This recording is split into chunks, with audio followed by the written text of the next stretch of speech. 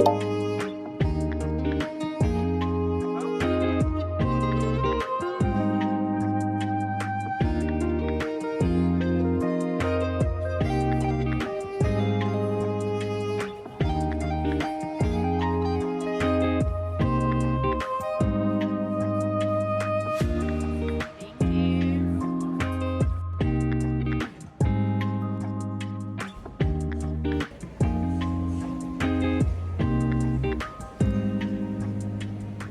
vídeo de hoje vai ser um pouquinho diferente, tem muita gente nova por aqui, inclusive eu queria agradecer por cada inscrição nova, por cada um que está aqui. Muita gente não sabe nossa história, como nós viemos parar nos Estados Unidos, então no vídeo de hoje eu resolvi contar um pouquinho para vocês como foi que nós viemos parar aqui na Califórnia.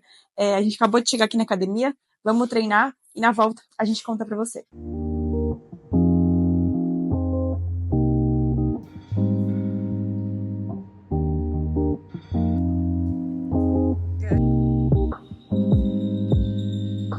Pode tomar um café, posso fazer um café?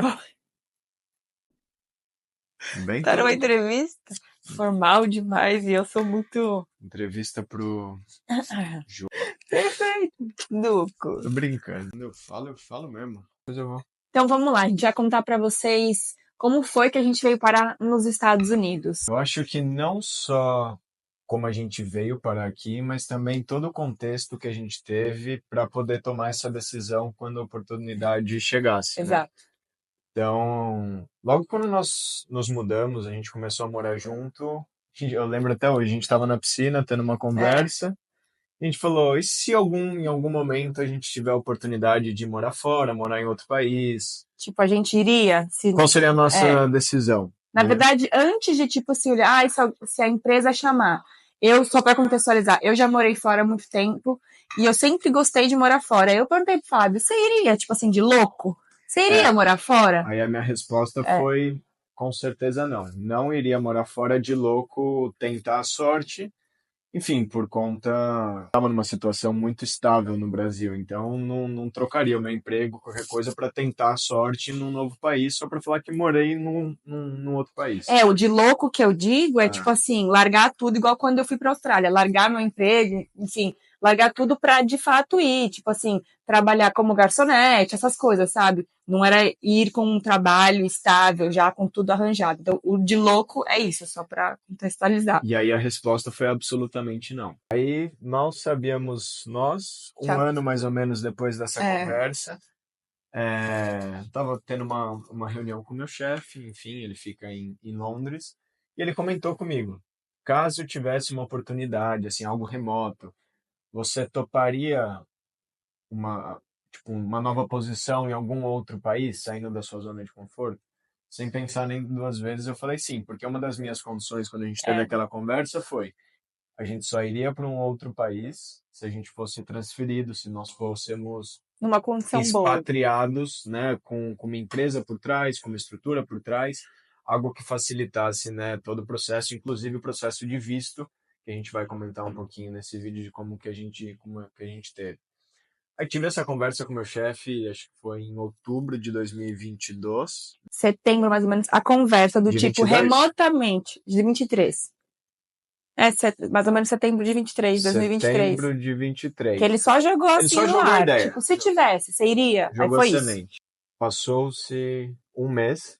Ele falou, tenho tudo aprovado, existe essa oportunidade. E aí, vocês topam ou não topam? Decisão final, sim ou não? Sim ou não? Sim. Aí também só para dar um pouquinho de contexto também. Essa posição era para a costa oeste, né, West Coast, aqui dos Estados Unidos, que pega desde Seattle até San Diego, né? Então, Califórnia, onde a gente está. Seattle até sul da Califórnia, a gente está no norte da Califórnia. E a gente tinha algumas opções de em qual escritório ficaria aqui em West Coast, né? Então, Seattle, São Francisco como principal da costa oeste. Tem um escritório grande em Irvine, que é sul da Califórnia, próximo de Los Angeles, e Los Angeles. Então, esses eram os 4 principais escritórios que a gente tinha. A decisão foi São Francisco, não porque era a cidade que a gente mais gostaria de viver. Até porque não era. Não era, tá passando a ser, a gente tá amando a experiência aqui em Bay Area. Mas Em questão de... em termos de business, em termos de oportunidades, empresas multinacionais, toda a parte do Vale do Silício, enfim, São Francisco ele está meio que no meio de West Zone, onde você pode ir para Seattle com 1 hora, 2 horas de voo, você vai para Los Angeles em 50 minutos de voo, Irvine, a A mesma mesma coisa. coisa, é. Então, assim, tá meio que no centro de distribuição. Então, decidimos sim, topamos a oportunidade. O escritório, sim, é de São Francisco. A gente conseguiu todas as aprovações internas, porque a gente foi expatriado, né? Então a empresa largou principalmente com todos os custos de imigração, no sentido de conseguir o visto, e também toda a parte de taxas, né? Então, tanto a minha declaração de saída fiscal Fiscal. do Brasil, para que eu não, porque fato curioso, né? Brasil e Estados Unidos não têm um acordo de tributação. Então, se você tem residência fiscal no Brasil e está tendo seus Ganhos em outro ganhos, lugar. os seus earnings em outro país, nesse caso, Estados Unidos, você é bitributado. Exato. Então, eles pagaram toda essa parte de consultoria, nomes de empresas, para quem está querendo passar por esse processo, para que tenha em mente, né? Então, a Fragelman foi a que cuidou de toda a minha parte de visto, e a Vialto Partners foi a que cuidou toda a parte Parte de de taxas, taxes. de imposto, essas Exato. coisas.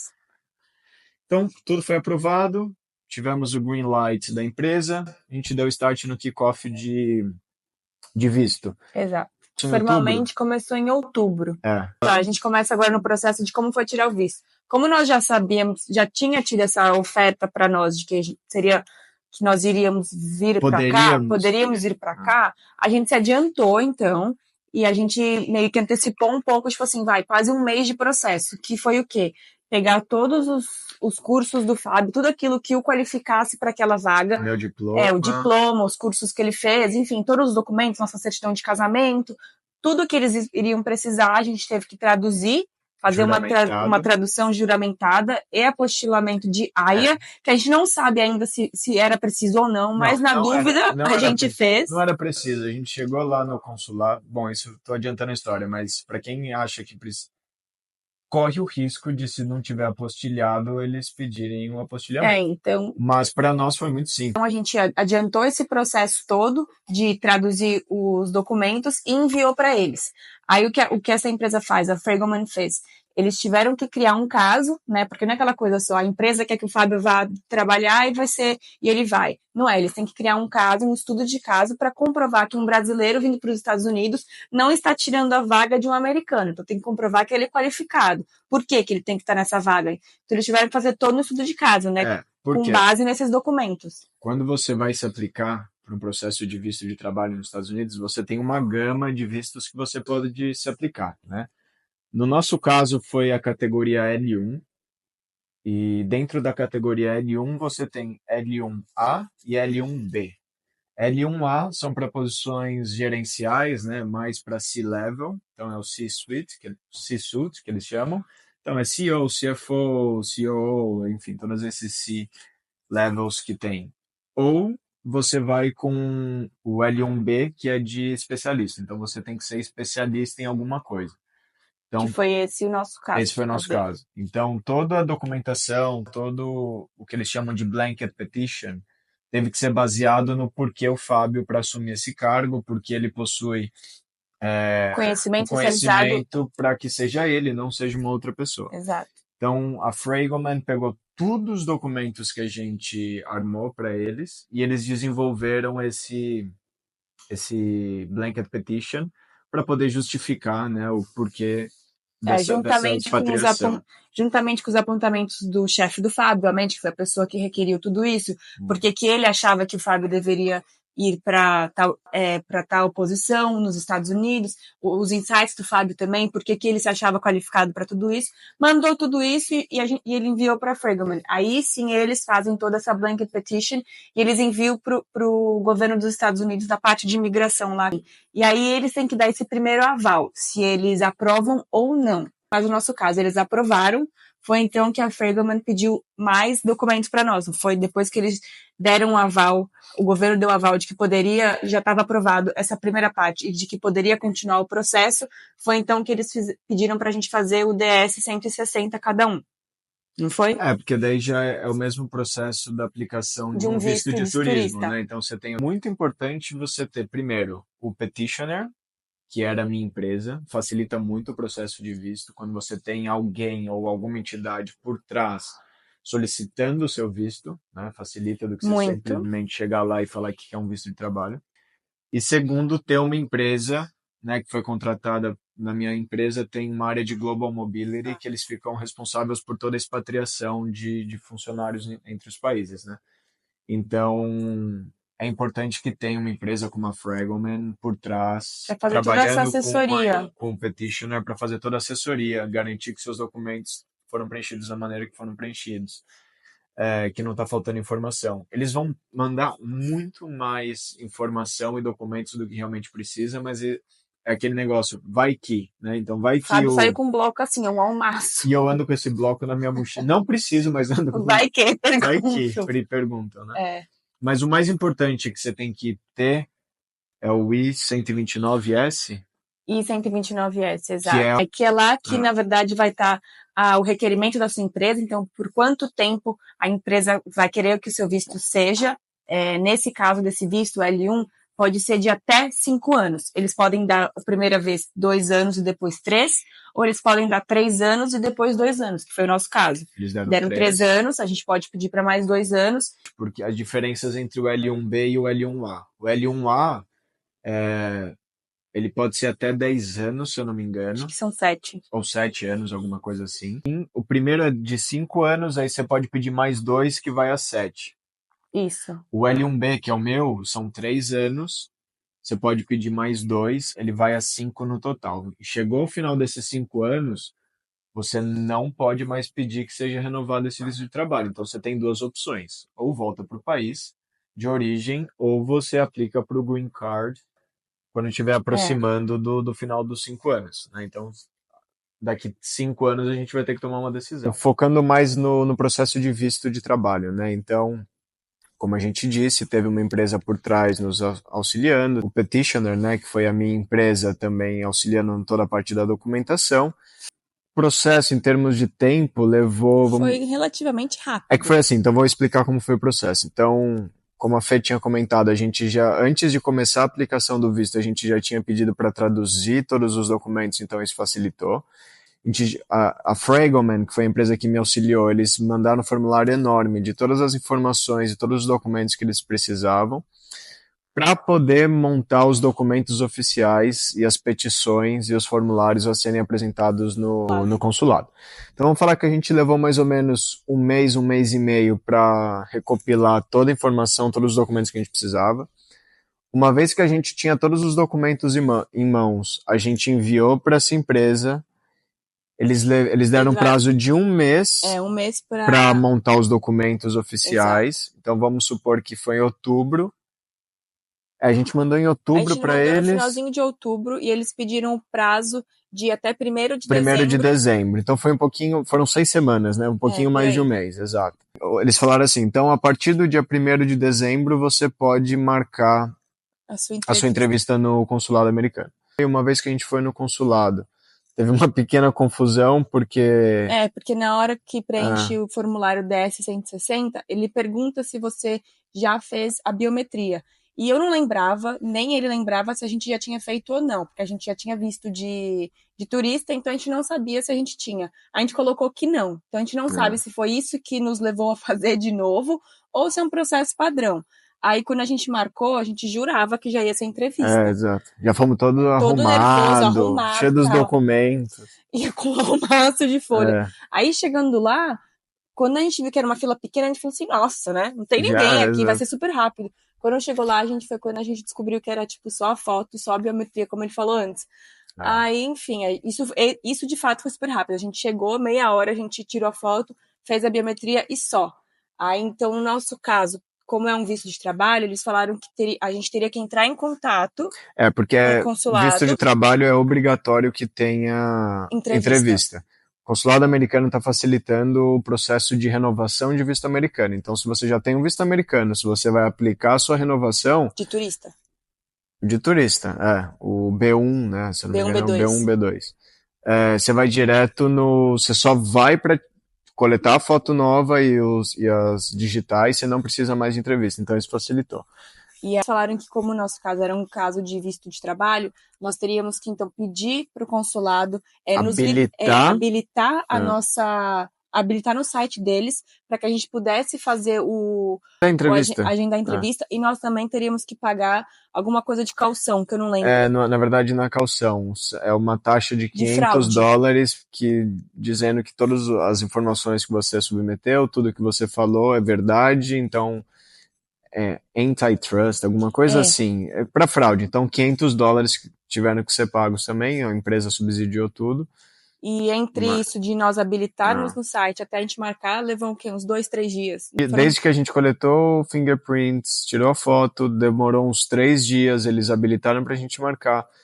Aí foi quando a gente teria uma viagem pro Uruguai, pro Ano Novo. Que era já próximo do Natal. Aí a gente falou, vamos esquecer, não precisa ter pressa, vamos fazer em janeiro. Aí quando a gente chegou de viagem, depois de 3 dias... A gente chegou no dia 4 de janeiro, no dia 5 já era a nossa entrevista. Aí sim, de fato, tava bastante cheio. Só que para quem tem o visto de trabalho, algum outro visto que eu também não sei qual é, você pega uma outra fila que adianta um pouquinho. Só que chegando lá, mesmo assim, a gente esperou bastante. Porque assim, é como se fosse, você recebe uma cor de uma ficha, a nossa era rosa, né? E outras pessoas, acho que de turista ou de outras coisas, estudante, era uma outra cor. Então, na hora que você pegar essa fila, ele separa. Então, o de turista é muito maior e a de trabalho de outros é muito menor. Só que chega uma hora que todas se juntam. E quando se junta que demora. E demorou uma hora. Contando que nós conseguimos cortar caminho quando você recebe a ficha. Você corta um caminho. Porque teve gente lá que demorou muito mais. Exato. E aí, enfim, chegou a nossa vez para fazer a entrevista com um oficial americano. Foi engraçado que ela chegou, começou a falar em português. Aí quando ela viu que eu apresentei o I-129S, que é o visto de trabalho americano, ela estava falando uma frase em português, ela olhou pro formulário e automaticamente ela já trocou para inglês e começou a entrevista em inglês. Por quê? Porque se ele tá indo, porque ele é especialista, no mínimo ele tem que saber falar inglês. Exato. Né? E aí foi 2 perguntas? Ela tem toda a minha informação já no sistema, porque lembra que a Fê comentou que a empresa, né, o petitioner, primeiro eles mandam toda a documentação para ser pré-aprovado. O estudo de caso. O estudo de caso, exato, o blanket petition. Isso. Então ela meio que já tinha a informação e ela vai vendo na hora lá, aquela leitura bem dinâmica, e vai fazendo algumas perguntas, né? Então, para quem tem o L1B, as principais perguntas são, né? Primeiro, para onde você está indo? Por quanto tempo você vai ficar? Por que você está indo, né? Então, você é especialista no quê? Dá detalhe do que você é especialista. As dicas que a Fragoman me deu seja objetivo, não fale mais do que eles estão te perguntando, né? O brasileiro tem muito costume de começar a contar a história, contar toda uma história, que eu trabalho há 10 anos. Me chamaram, não sei o que, não, eu vou fazer isso, acabou. Pergunta, né, do que você é especialista, você sempre tem que ser muito objetivo no que você vai responder, não inventa coisa, fala exatamente o que está no seu blanket petition. O segundo ponto que eles perguntam, né, por quanto tempo você quer ficar, sempre tem uma resposta meio padrão que eu vou ficar por... Uma resposta do tipo assim, eu vou ficar enquanto vocês me autorizarem, exatamente. Não vai me mandar não sei. Não, mandou um não sei. Esquece, já vai ser negado, provavelmente. Ou, por exemplo, tem algumas vezes que perguntar quanto tempo você vai levar para treinar um americano fazer o que você faz. Você falar 1 ano, esquece, o visto vai ser aprovado por 1 ano, não vai ser aprovado por mais que isso. Então tem que ser aquelas respostas meio genéricas. Assim, que de fato, se você consegue treinar uma pessoa em 1 mês ou 1 ano pra fazer o que você faz, por que você vai, entendeu? Então tem que tomar esse cuidado. E pra mim não me perguntaram absolutamente nada. Porque ela vai como minha dependente. É só L2. Só L2. Só que ela acompanha o mesmo o mesmo visto de trabalho que eu tenho, É, né? Então ela também tem direito a trabalhar aqui nos Estados Unidos. Ela acabou de aplicar para o Social Security, que é tipo o CPF CPF. do Brasil. Então, assim, ela carrega todos os benefícios que eu carrego como L1, né? Então, isso é bem positivo. Mas não fizeram nenhuma pergunta para ela. Pediram sim a certidão de casamento, É. ela queria ver. Aí eu perguntei, você quer ver a original, quer ver a traduzida? Ela falou, a original tá bom. Saiu, acabou a entrevista, eles deram um papelzinho de que o visto ficaria pronto. Aí eles retêm o passaporte, né? Aí eles dão um papelzinho de que ia ficar pronto em 7 dias, não lembro. Acho que 2 semanas, Duas agora não semanas, não lembro. sei. No máximo 2 semanas foi o tempo de a gente ir buscar o nosso passaporte com o É, visto. tem a minha data de início aqui do meu trabalho seria 1º de março. A gente quis chegar aqui com 2 semanas de antecedência. Acho que pode ser até algum tema para um próximo vídeo, né? Buscar casa e tal. Porque Bay Area tem diversas regiões, né? A Fê pode até colocar um mapinha da Bay Area. Mas você tem North Bay, que é ao norte de São Francisco, passando a Golden Gate Bridge. Você tem East Bay, que é onde a gente mora, aqui, Tem né? a península, que Você é lá tem a embaixo. Península, que é como se fosse sul de São Francisco, todo o Vale do Silício é lá, e você tem a cidade de São Francisco em si. Mas aí deixou para um tema para um próximo vídeo. Uma semana de antecedência para poder percorrer todas essas 3 regiões, Pra 4 entender, com São porque a gente Francisco. não, de fato não sabia. A gente sabia que o escritório dele era em São Francisco, mas tipo assim, aonde a gente vai morar? Em São Francisco, nas cidades ao redor, mas quanto tempo vai levar? Exato. Qual que é o melhor lugar? A gente sabe que São Francisco é um lugar frio, como vocês podem ver nos vídeos, mas quão frio é? Então, tipo, a gente queria entender isso. Mas num próximo vídeo a gente pode falar sobre isso, sobre as regiões. E falando de São Francisco também, toda a Bay Area, é melhor do que os vídeos que você vê no YouTube que só falam que aqui É, tem muita névoa, muita chuva. Não, porque a gente veio pra sim. cá, eu pelo menos vim pra cá pensando, nossa, vai ser Ah, chuva todos os dias, não vai ter sol, vai ser aquela neblina que cobre tudo, eu nunca mais vou ver mentira. um raio de sol. Ah, Eu vim assim, a gente apavorada. veio. E assim, e de fato, quando nós chegamos, os 3 primeiros dias foi só chuva. Mas conversando com os locais, eles falaram, essa chuva que está acontecendo aqui, ela, Era assim, anormal, é né, totalmente pro anormal. período. E a gente está no inverno, que entrando na A gente primavera. entrou agora na primavera, dia 20 de março. E assim, então, teoricamente, quando a gente chegou na pior situação que a gente vai poder encontrar aqui. E de verdade, não foi assim, tão Em São ruim. Paulo faz tanto frio quanto fez aqui, acho. É que aqui é a mesma temperatura o ano inteiro. Tipo, vai variando de 8 a 20 graus e E não fica passa muito nessa e disso. nem sobe muito, nem abaixa muito. O que eu acho perfeito. Pro dia a dia, na verdade, eu acho perfeito. Todas as casas são adequadas com heater, então tem calefação, é É. preparado, enfim. Bom, acho que é isso. Isso Espero aí. que nós tenhamos respondido algumas perguntas para quem talvez queira se aplicar para esse tipo de visto ou queria entender como a gente veio parar aqui. E quem E tiver pergunta mais detalhada, deixa aí nos deixa nos comentários comentários para que a a gente. gente resolve, Ah, porque quando a gente começou a aplicar, eu confesso que eu busquei muitas coisas na internet e eu não achava muito sobre esse visto em si, eu achava de outro tipo de visto. Então, para achar esse visto L1B foi um pouco difícil. Se alguém tiver nessa situação e tiver alguma pergunta, manda aqui embaixo. No mais, é isso. é isso aí. Beijo e até o próximo vídeo. Te amo.